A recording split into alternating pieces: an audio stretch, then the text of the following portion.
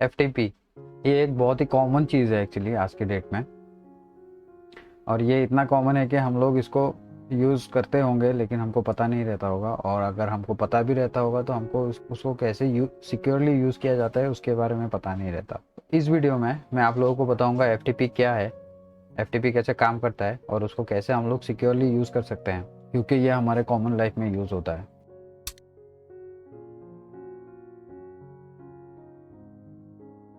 और ये इतना कॉमनली यूज़ होता है कि हम लोग कभी अपने स्मार्टफोन्स में सॉफ्टवेयर अपडेट्स को डाउनलोड करते हैं या फिर कोई सॉफ्टवेयर को डाउनलोड करते हैं कंप्यूटर में, तब हम लोग FTP को यूज़ करते होंगे लेकिन हमको पता नहीं रहता क्योंकि वो बैकएंड प्रोसेस का पार्ट रहता है। लेकिन आज के डेट में ये इतना कॉमन बन चुका है कि Xiaomi के फ़ोन्स में फाइल शेयरिंग के लिए FTP को यूज़ किया जाता है। ये देखिए, लोगों को दिखाता हूँ, यहाँ पे देखिए FTP का फीचर है। ठीक है, तो आप FTP के फीचर को यूज़ करके आप फाइल्स, फोल्डर्स, जो भी है कंटेंट को आप शेयर कर सकते हैं। तो इसीलिए इसके बारे में जानना इम्पोर्टेंट बन जाता है। हेलो दोस्तों, welcome to clicks and bits. मैं देवाशीष। अगर आप इस चैनल में नए हैं, सब्सक्राइब कर लीजिए इस चैनल को। नीचे जो रेड कलर का सब्सक्राइब बटन है उसमें क्लिक करके, and don't forget to turn on the bell notification, क्योंकि मैं ऐसे ही computer servers, networking and IoT related advance, basic and latest topics के ऊपर वीडियोस बनाता रहता हूँ और मैं फ्यूचर में भी बनाता रहूँगा। So without any further delay, let's get started. Okay, FTP मतलब फाइल ट्रांसफ़र प्रोटोकॉल। तो चलिए देखते हैं इसको कहाँ पे और क्यों यूज़ किया जाता है। तो पहले हम लोग देखते हैं FTP को क्यों यूज़ किया जाता है। इसके एडवांटेजेस मैं बताता हूँ आपको। जो सबसे पहला एडवांटेज है वो, इसमें क्या होता है, इसमें हम लोग लार्ज फाइल्स को या फिर फोल्डर्स को ट्रांसफ़र कर सकते हैं। जैसे कि आप ट्रेडिशनल HTTP के ट्रांसफ़र को देखेंगे तो उसमें ज़्यादा बड़े फाइल को आप ट्रांसफ़र नहीं कर पाएंगे। जैसे कि आप मान लीजिए ईमेल में जब हम लोग अटैचमेंट करते हैं उसमें मैक्सिमम 15 MB या फिर उससे ज़्यादा 20 MB को ही हम लोग अटैच कर सकते हैं। उससे ज़्यादा हम लोग अटैच करके भेज नहीं पाएंगे। ठीक है, तो ये HTTP के कुछ लिमिटेशंस हैं। ठीक है, लेकिन FTP में आप बड़े फाइल को, मान लीजिए 10 GB, 12 GB, 20 GB के फाइल को भी आप ट्रांसफ़र कर सकते हैं, डाउनलोड कर सकते हैं, अपलोड कर सकते हैं। ठीक है, उसके बाद मल्टीपल फोल्डर्स को आप एट ए टाइम ट्रांसफ़र कर सकते हैं, यानी आप अपलोड भी कर सकते हैं, डाउनलोड भी कर सकते हैं। उसके बाद जो थर्ड है वो है यूज़र ऑथेंटिकेशन। FTP में जो कनेक्शन एस्टेब्लिश किया जाता है वो एक्चुअली यूज़र ऑथेंटिकेशन के बाद ही एस्टेब्लिश किया जाता है। तो उससे क्या होता है, वो एक्स्ट्रा लेवल ऑफ सिक्योरिटी मिलता है उसमें।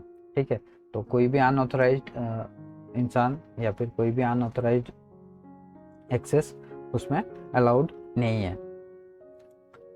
उसके बाद फाइल ट्रांसफ़र या फिर फोल्डर ट्रांसफ़र जो भी आप करेंगे उसमें उसका रेज्यूमिंग कंपैटिबिलिटी रहता है। तो आप मान लीजिए बीच में इंटरप्ट हो गया कनेक्शन, तो बाद में जब कनेक्शन फिर से आप एस्टेब्लिश करेंगे तब जो आपका जो ट्रांसफ़र है उसको आप रिज्यूम कर सकते हैं। मान लीजिए आप 10 GB का फाइल को ट्रांसफ़र कर रहे हैं, तो 7 GB का ट्रांसफ़र होने के बाद आपका कनेक्शन इंटरप्ट हो गया है, मतलब ब्रेक हो गया है या फिर कुछ प्रॉब्लम हो गया है, तो बाद में जब फिर से आप कनेक्शन को एस्टेब्लिश करेंगे तो बाकी जो 3 GB है उसको तब भी आप रिज्यूम कर सकते हैं, 3 GB का जो ट्रांसफ़र है उसको। ठीक है, इसको छोड़ के भी और भी बहुत सारे एडवांटेजेस हैं। अभी नेक्स्ट देखते हैं FTP को कहाँ कहाँ यूज़ किया जाता है। तो FTP यूज़ किया जाता है लार्ज ऑर्गेनाइजेशंस में। मतलब जैसे कि मान लीजिए कोई ऑफिस है, उसका अलग अलग ब्रांच ऑफिसेज अलग अलग कंट्रीज़ में हैं या फिर अलग अलग स्टेट्स में हैं, तो उनका जो फाइल्स एंड जो कंटेंट है अलग अलग ब्रांचेस का, उनको आप एक सेंट्रल लोकेशन में आप स्टोर करवा सकते हैं FTP को यूज़ करके। और ऐसा होता भी है, बड़े बड़े ऑर्गेनाइजेशंस में FTP को यूज़ किया जाता है फाइल्स एंड कंटेंट्स को सेंट्रली मैनेज करने के लिए। ठीक है, उसके बाद सिक्योर शेयरिंग बाय एम्प्लॉयज़, मतलब एक ही सेम ऑफिस में भी आप FTP को यूज़ किया जाता है एम्प्लॉयज़ सिक्योरली फाइल्स को अपने बीच में ट्रांसफ़र करने के लिए। ठीक है, उसके बाद जो तीसरा यूज़ केस है वो है बैकअप। जैसे कि डेटा सेंटर्स में जो प्रोडक्शन सर्वर्स हैं उनके और जो डिज़ास्टर रिकवरी साइट है उनके बीच में जो बैकअप होता है, वो उसके लिए भी FTP को यूज़ किया जाता है। उसके बाद जो वेब डेवलपर्स होते हैं या फिर वेब मास्टर्स जो होते हैं, वो लोग जो अपना कंटेंट है, कंटेंट को सर्वर में अपलोड करने के लिए या फिर जो अपडेट्स हैं उनको सर्वर में अपलोड करने के लिए भी FTP को यूज़ किया जाता है, और ये बहुत ही ज़्यादा यूज़ होता है, मतलब इस टाइप के ऑपरेशंस के लिए। ठीक है, और इसको छोड़ के भी और भी बहुत सारे यूज़ केसेस हैं FTP के। तो उसके बाद चलिए देखते हैं FTP के वेरिएंट्स। ठीक है, FTP के वेरिएंट्स मतलब FTP तो FTP है, लेकिन उसको उसके सिक्योरिटी के ऊपर ध्यान देते हुए FTP को कुछ अलग अलग टाइप्स में डिवाइड किया गया है। ठीक है, तो सबसे पहला जो है वो है हमारा जो नॉर्मल FTP या फिर कॉमन FTP जो है। तो ये जो कॉमन FTP है ये थोड़ा एक्चुअली वल्नरेबल है, या फिर आप अनसिक्योर भी बोल सकते हैं, क्योंकि इसमें जब ट्रांसफ़र किया जाता है कुछ भी फाइल या कुछ भी डेटा ट्रांसफ़र किया जाता है, यूज़र ऑथेंटिकेशन के बाद भी वो प्लेन टेक्स्ट के फॉर्मेट में ट्रांसफ़र होता है। तो बीच में कोई भी उसको उसके साथ कुछ भी कर सकता है या फिर भी हो सकता है उसके साथ। ठीक है, तो ये थोड़ा अनसिक्योर रहता है। तो इसलिए ये जो FTP है इसका जो सिक्योर्ड वर्जन है, मतलब SSL एनेबल वर्जन है, वो है FTPS। ठीक है, तो अगर SSL के बारे में आपको पता नहीं है, ऊपर आई बटन में दिया हुआ जो वीडियो है उसको आप देख सकते हैं। वहाँ पे मैंने बोला है SSL क्या है, SSL कैसे काम करता है, SSL कैसे नेटवर्क को सिक्योर बनाता है। ठीक है, तो ये हो गया FTPS। और उसके बाद और एक वेरिएंट है जो कि SFTP है। ठीक है, तो ये जो SFTP है, SFTP एक्चुअली SSH सर्वर के साथ जब फाइल ट्रांसफ़र के लिए कनेक्शन एस्टेब्लिश किया जाता है तो SFTP को हम लोग यूज़ कर सकते हैं। ठीक है, तो अगर आपको SSH के बारे में भी नहीं पता है, उसके लिए भी आप ऊपर कार्ड में दिया हुआ वीडियो को देख सकते हैं SSH रिलेटेड। उस पर मैंने बताया SSH क्या है, SSH को कैसे यूज़ किया जाता है। ठीक है, तो यहाँ पे देखिए ये जो कॉमन FTP है ये एक्चुअली एनक्रिप्टेड नहीं है, ये एकदम प्लेन टेक्स्ट फॉर्मेट में रहता है और ये यूज़ करता है TCP पोर्ट 21 को। ठीक है, और जो FTPS है ये SSL एनेबल्ड है और एनक्रिप्टेड रहता है इसका कनेक्शन, और इसमें पोर्ट नंबर 990 यूज़ होता है TCP का। और SFTP में यूज़ होता है SSH सर्वर, मतलब ये SSH सर्वर के साथ कनेक्ट करके उस SSH सर्वर में फाइल को ट्रांसफ़र कर सकता है और उस SSH सर्वर से फाइल को डाउनलोड भी कर सकता है। ठीक है, तो उसमें SSH का पोर्ट ही जो TCP पोर्ट 22 रहता है उसको यूज़ किया जाता है। ठीक है, तो अभी देखते हैं उसके बाद FTP को हम लोग कैसे सेटअप कर सकते हैं। तो FTP को सेटअप करने के लिए हमको चाहिए एक FTP सर्वर। ठीक है, जिसमें हम लोग फाइल्स को स्टोर करेंगे या फिर जहाँ से हम लोग फाइल्स को डाउनलोड करेंगे। ठीक है, और हमको चाहिए एक FTP क्लाइंट जो हमारा खुद का पर्सनल कंप्यूटर भी हो सकता है, या फिर जो एम्प्लॉइज़, जैसे कि मैंने पहले बोला, एम्प्लॉइज़ अपने फाइल्स को शेयर करने के लिए यूज़ करते हैं, तो उनके कंप्यूटर्स को आप FTP क्लाइंट की तरह ट्रीट कर सकते हैं। तो FTP सर्वर में FTP सर्विस को एनेबल करने के लिए कुछ सर्विसेज हैं, उनको आप इंस्टॉल कर सकते हैं या फिर एनेबल कर सकते हैं। तो यहाँ पे देखिए जैसे कि माइक्रोसॉफ्ट IaaS है या फिर माइक्रोसॉफ्ट इंटरनेट इंफॉर्मेशन सर्विस है, उसमें आप उसको यूज़ करके माइक्रोसॉफ्ट के सर्वर ऑपरेटिंग सिस्टम या फिर माइक्रोसॉफ्ट के डेस्कटॉप एडिशन में भी ये अवेलेबल है, तो वहाँ पे आप FTP सर्वर बना सकते हैं। लिनक्स में आप VSFTPD को यूज़ कर सकते हैं, और थर्ड पार्टी सॉफ्टवेयर आप फाइलज़िला सर्वर यूज़ कर सकते हैं जो कि एक ट्रस्टेड FTP सर्वर है।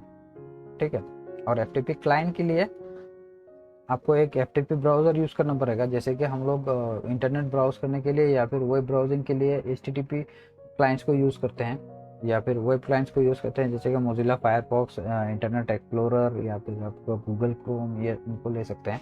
तो सेम FTP को ब्राउज़ करने के लिए या फिर FTP सर्वर के साथ कनेक्ट करने के लिए भी FTP क्लाइंट सॉफ्टवेयर चाहिए होंगे आपको। तो उसके लिए आप इन सॉफ्टवेयर्स को यूज़ कर सकते हैं। फाइलज़िला क्लाइंट को आप यूज़ कर सकते हैं, WinSCP क्लाइंट होता है, WinSCP को यूज़ कर सकते हैं। उसके बाद जो सिस्टम का जो डिफ़ॉल्ट एक्सप्लोरर है उसको यूज़ करके भी FTP सर्वर को एक्सेस किया जा सकता है, लेकिन उसमें थोड़ा कुछ लिमिटेड फंक्शनलिटीज़ रहते हैं।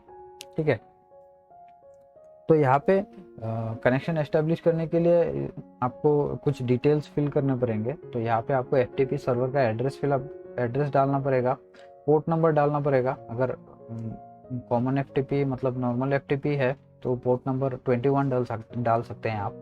एफ के लिए आप डालेंगे 990 या फिर एस के लिए आप 22 डाल सकते हैं। और उसके बाद यूज़र नेम एंड पासवर्ड डालने के बाद आप कनेक्शन एस्टेब्लिश कर सकते हैं एफ के सर्वर के साथ। और उस कनेक्शन को एस्टेब्लिश करने के बाद आप क्लाइंट कंप्यूटर से फाइल्स को भेज सकते हैं या फिर सर्वर से भी आप फाइल्स को तो क्लाइंट में डाउनलोड कर सकते हैं।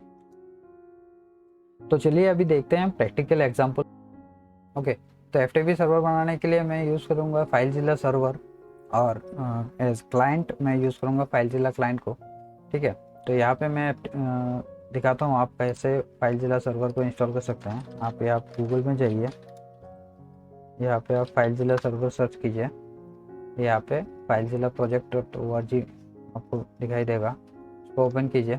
यहाँ पे फाइलज़िला सर्वर है, यहाँ पे डाउनलोड लिंक है, तो यहाँ से आप फाइलज़िला सर्वर को डाउनलोड कर सकते हैं। और यहाँ फाइलज़िला के अंदर आप डाउनलोड में जाएंगे तो यहाँ से आपको फाइलज़िला क्लाइंट डाउनलोड करने के लिए मिल जाएगा। ये दोनों फाइल्स को मैंने ऑलरेडी डाउनलोड करके रखा है। तो ये है फाइलज़िला सर्वर। मैं इस सिस्टम को फाइलज़िला मतलब एफ सर्वर बनाऊँगा।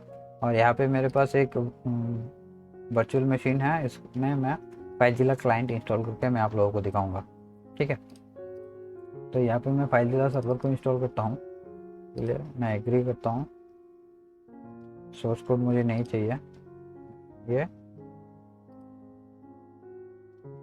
और इसके लिए एडमिन कंसोल के लिए ये 14147 पोर्ट को यूज़ करेगा ये, तो ये मैं डिफ़ॉल्ट ही छोड़ता हूँ। ठीक है, तो मैं इसको इंस्टॉल करता हूँ।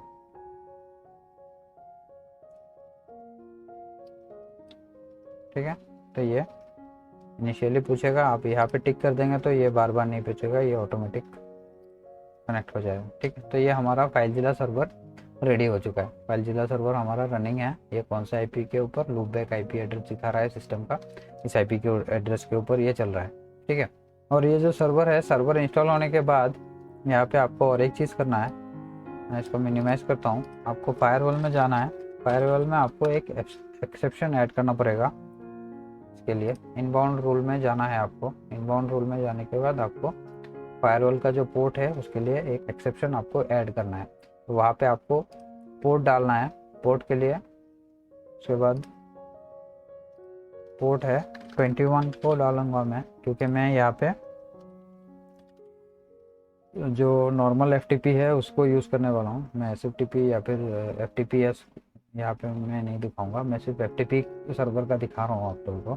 इसलिए पोर्ट नंबर 21 में डाल रहा हूँ। या फिर आप अगर एफ एंड एफ दोनों को यूज़ करना चाहते हैं तो दोनों के पोर्ट नंबर को आप यहाँ पे स्पेसिफाई कर सकते हैं कोमा लगा के। तो यहाँ पे अलाउ करना है कनेक्शन को हमको।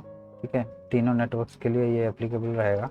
यहाँ पे एफ सर्वर। ठीक है, तो मैं इसको फिनिश करता हूँ। तो यहाँ पे हमारा रूल ऐड हो चुका है। तो मैं इसको मिनिमाइज करता हूँ।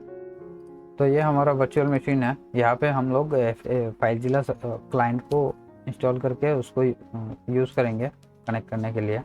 ठीक है, तो यहाँ पे मैं पासवर्ड डालता हूँ। तो यहाँ पे लॉगिन करने के बाद मैं क्लाइंट को इंस्टॉल करता हूँ, जिसको मैं पहले से डाउनलोड करके रखा है मैंने। तो ये है क्लाइंट का सेटअप।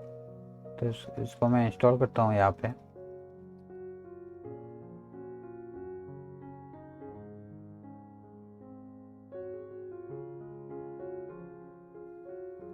तो मैं फाइलज़िला को स्टार्ट करता हूँ।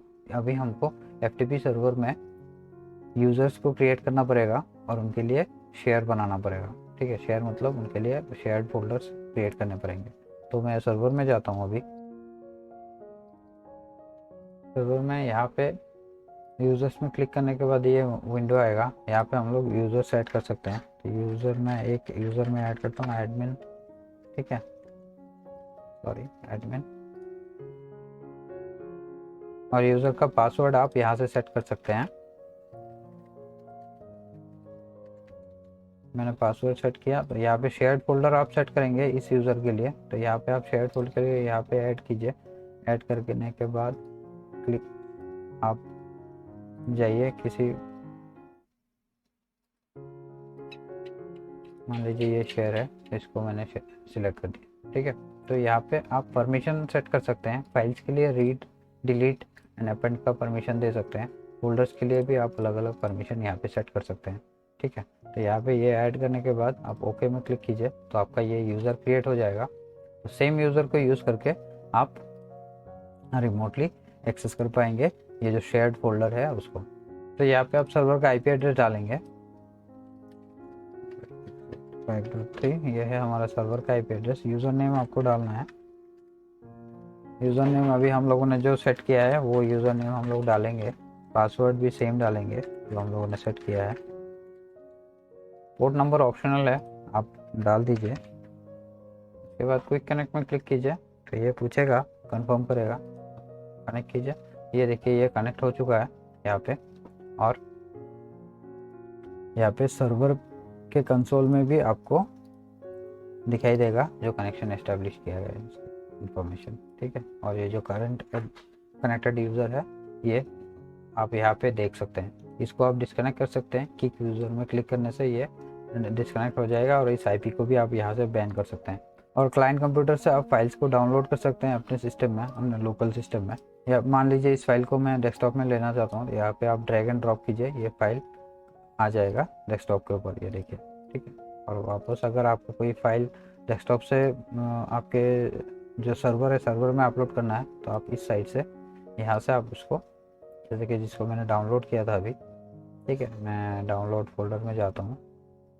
जैसे कि फाइलजिला को मैंने डाउनलोड किया था तो फाइलजिला को मैं सर्वर में अपलोड करने के लिए यहाँ पे ड्रैग एंड ड्रॉप करने से ये यहाँ पे अपलोड हो जाएगा। ये देखिए सर्वर में फाइल हमारा अपलोड हो चुका है, ठीक है। ये मैं दिखाता हूँ आपको, ये देखिए ये फाइल यहाँ पे आ चुका है। तो उम्मीद करता हूँ आप लोगों को पता चल गया होगा कि एफटीपी क्या है, एफटीपी कैसे काम करता है और उसको हम लोग कैसे सिक्योरली यूज़ कर सकते हैं। वीडियो का ये वाला पार्ट देख रहे हो तो मुझे लगता है आपको ये वीडियो पसंद आया है। अगर ये वीडियो आपको पसंद आया है लाइक कर दीजिए इस वीडियो को, शेयर कर दीजिए अपने फ्रेंड्स एंड फैमिली के साथ, सब्सक्राइब कर लीजिए क्लिक्स एंड बिट्स को। ऐसे ही computer, networking, servers and IoT related advance basic and latest topics के ऊपर वीडियोस को देखने के लिए स्क्रीन के ऊपर और भी रिलेटेड वीडियो शो हो रहे होंगे, आप उनको भी देख सकते हैं। Thank you for watching this video. मैं आपसे मिलता हूँ नेक्स्ट वीडियो में, तब तक के लिए गुड बाय।